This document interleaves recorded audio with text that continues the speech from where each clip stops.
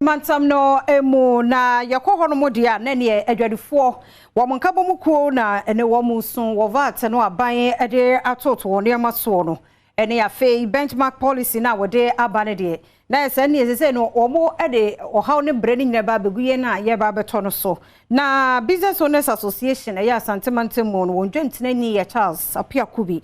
na wono ede nsem tudwa se ebre no kura na aban na yesa na emwa Adom Kasee etwaso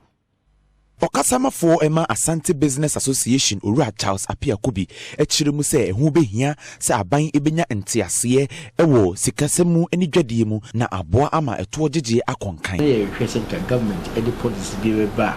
beboa ma business a e collapse ni no kebitini asore but government policies odi be ni na sebi and more businesses we share or introduce you what we call the policy rate money cost through. And now first year around 19 to 20%. This year over 40%. In terms of cost of borrowing, a cost show. Uchire mu se ehu behia sa aban ene adwadifo betena se na omadi sikasam ne adwadie hu nkomo na aboa amomo so etimi atete omuniema eso sese mre aban ene omontena se enni nkomo no adwadifo no toa na etoto omuniema VAT no emo oban no because intimi no yentwe ne ye yentwene ye ntu nya ho revenue awo ese unya from the market intene na ye ntina se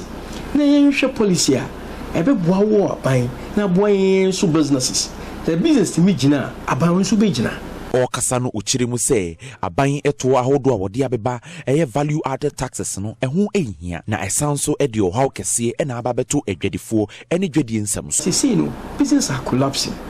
na ye nhwe se nyema ebe introduce no ebe boa business amoma kima sorry bio nkoda yen sorry a government VAT ayi na yesu akacho government say VAT e ku businesses because VAT no anka ni pepemu a anka wo consumer obeto ade no ena senke e de to so but ye aduma na ye no within the FMCG market no intimi pass on that cost. Adwadifo ene wona wakra niema echiremu se aban eto ahodo a wode aba beto wo so no ede o haw kese pa ene eba adwadie ma so ne senti na ewo se aban eye bibi efa ho yen yakwakwose obi eyesi mfimfi na ehye no yetie price free distributor ni asato amade o consumer is a consumer no ba no complain say ya tutum ya atuma we explain chen say den say ene aban policies no de aba no ene ya onti ase